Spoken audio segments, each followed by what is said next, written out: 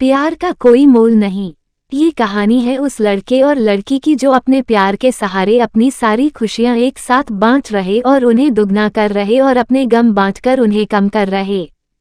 इस कहानी में अनिरुद्ध नाम का लड़का है और प्रिया नाम की एक लड़की है। अनिरुद्ध बड़ा ही सीधा साधा लड़का है। अनिरुद्ध के लिए उसका परिवार ही सब कुछ है।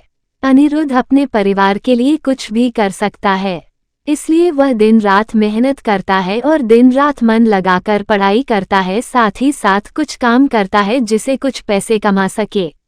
अनिरुद्ध दिन रात इसलिए मेहनत करता है ताकि वह पढ़ लिख कर कुछ कर सके, बड़ा आदमी बन सके और अपने परिवार का नाम रोशन करे। अनिरुद्ध की यही ख्वाहिश थी कि अपने माँ बाप को वह खुशी दे सके जिसके वह हकदार है। अनिरुद्ध इंजीनियरिंग करता है, साथ ही साथ वह पार्ट टाइम जॉब भी करता है। अनिरुद्ध चाहता है कि वो बहुत बड़ा आदमी बने, उसे अपने करियर में सक्सेस मिले, ताकि आगे चलकर उससे उसके परिवार को किसी भी तरह की मुसीबत का सामना ना करना पड़े।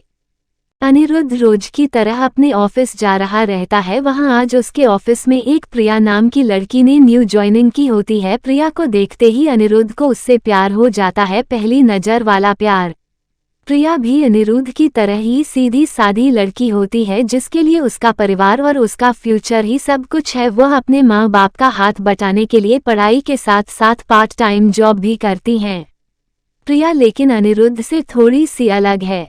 अनिरुद्ध अपने माँ बाप के कहने पर चलता है, जैसा वह कहते हैं वो वैसे ही करता है, लेकिन प्रिया अपने सपनों को जीना चाहती है। वह अपने सपने पूरे करना चाहती है, उसका जो दिल चाहता है वह वही करती है। उसने कभी दुनिया की फिक्र नहीं की, लेकिन उसके परिवार की पुरानी सोच उसके सपनों के आड़े आ गई, इसलिए प्रिया अपने सपने अब तक जी नहीं पा रही थी। पर उसके मन में अभी आशा जगी हुई थी, उसका भगवान में भी काफी विश्वास था। उसे यकीन था कि एक न एक दिन उसके सपने जरूर पूरे होंगे। जब अनिरुद्ध और प्रिया की पहली मुलाकात हुई, अनिरुद्ध उसे अपना दिल दे बैठा। उस दिन से दोनों में दोस्ती हो गई। प्रिया को अनिरुद्ध का स्वभाव अच्छा लगने लगा। अनिरुद्ध हर वक्त उससे बात करता, उसका छोटी छोटी चीजों में मदद करता, हर वक्त उसका ख्याल रखना, हमेशा उसे पूछना कि उसने खाना खाया कि नहीं। धीरे धीरे प्रिया भी अनिरुद्ध को पसंद करने लगी थी। फिर एक दिन अनिरुद्ध ने प्रिया से अपने प्यार का इजहार किया और प्रिया ने भी हाँ कह दी, क्योंकि प्रिया को भी प्यार चाहिए था। वो हमेशा अकेली थी, अंदर से उसे कभी इतना प्यार नहीं मिला किसी से, और ना ही किसी ने कभी उसकी परवाह की। अनिरुद्ध का ऐसा स्वभाव, प्यार भरा और परवाह करने वाला देखकर प्रिया ने उसके प्यार को कबूल किया और अपने प्यार का भी इजहार किया। इसी तरह दोनों एक साथ घूमते मिलते, एक दूसरे से बातें करते और अपने प्यार के खुशियों के पल समेटते रहे। प्यार में मीठी तकरार तो होती है, इनके बीच की तकरार हुई, पर इन्होंने एक दूसरे को समझा, एक दूसरे को संभाला और हमेशा एक दूसरे का साथ दिया। अनिरुद्ध और प्रिया दोनों एक साथ कॉलेज जाते हैं, एक साथ काम पर जाते, जहां जाते हैं हमेशा एक दूसरे के साथ रहते। इसी तरह खट्टी मीठी यादों के साथ दोनों ने एक साथ 4 साल गुजारे। साथ ही साथ प्रिया इंजीनियर बन गया, जिसकी काफी अच्छी नौकरी है, और प्रिया भी एक राइटर बन गई। साथ ही साथ वह अच्छा गाना भी गाती है। अनिरुद्ध ने उसका सपना भी पूरा करने में मदद की, गाना गाने का और अपनी आवाज को लोगों तक पहुंचाने का। इतना समय साथ गुजारने के बाद दोनों के बीच में प्यार बहुत गहरा हो गया। दोनों एक दूसरे के बिना अब जी नहीं सकते थे। दोनों एक दूसरे के दिल की धड़कन बन चुके थे। दोनों ने सोचा कि वह अब अपने अपने परिवार वालों को उनके रिश्ते के बारे में बताएंगे। जब दोनों ने यह बात अपने घर में बताई, तब दोनों के ही परिवार वालों ने इस रिश्ते से इनकार कर दिया। इनके दोनों एक कास्ट के नहीं थे, दोनों अलग अलग कास्ट के थे। उनके परिवार वालों को यह मंजूर नहीं था कि उनके बच्चे उनके खिलाफ जाकर, बिरादरी के खिलाफ जाकर, अपनी कास्ट के खिलाफ जाकर किसी और से शादी करें। उन दोनों के परिवार वालों ने उनका मिलना, फोन पे बात करना सब बंद करा दिया। दोनों एक दूसरे के बिना रह नहीं पा रहे थे, दोनों एक दूसरे की याद में तड़प रहे थी, दोनों एक दूसरे को मिलने के लिए बेचैन थी।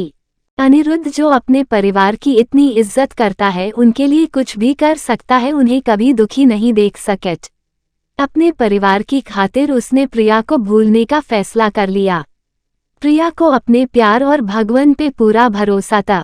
उससे यकीन था कि वह एक न एक दिन जरूर अनिरुद्ध के साथ होगी, इसलिए उसने कभी हिम्मत नहीं हारी। उसने बहुत कुछ किया। अनिरुद्ध को पाने के लिए रोज सुबह शाम वो भगवान से प्रार्थना करती। रोज अपने माँ बाप से कहती कि उसने कभी भी उनकी कोई बात नहीं टाली, किसी चीज के लिए उसने ना नहीं कहा। बस अपनी जिंदगी का फैसला वो खुद करना चाहती थी, क्योंकि वो जानती थी कि उसकी खुशी अनिरुद्ध के साथ है और कि सके साथ नहीं। प्रिया अकेले ही अपने प्यार के लिए लड़ी, उम्मीद कायम रखी, भगवान पे भरोसा रखा और एक दिन उसके परिवार वाले मान गए। काफी कुछ प्रिया ने सहा, काफी गिले शिकवे हुए, नाराजगी हुई, लेकिन आखिर में सच्चे प्यार की जीत हुई। किसी तरह अनिरुद्ध को भी प्रिया ने मान लिया उन दोनों के प्यार के वास्ते, और उनके साथ को देखकर उनके परिवार वाले राजी हो गए इस रिश्ते के लिए। दोनों अलग कास्टे के होने के वजह से दोनों के परिवारों को समाज का डर था कि लोग क्या कहेंगे, लेकिन अनिरुद्ध और प्रिया को किसी चीज की परवाह नहीं थी। दोनों ये बात अब समझ चुके थे कि उनके प्यार के सामने कोई चीज बड़ी नहीं, वो अपने प्यार के सहारे कोई भी लड़ाई लड़ सकते हैं और जीत सकते हैं। आज के ज़माने में कुछ लोग ऐसे भी हैं जो अब भी जात पात ऊंच नीच को मानते हैं, पर इस कहानी से हमें यही सीखने मिलता है कि प्यार की कोई जात नहीं होती, प्यार का कोई धर्म नहीं होता। प्यार तो प्यार होता है जिसके सहारे जिंदगी खुशी से जी सकते हैं।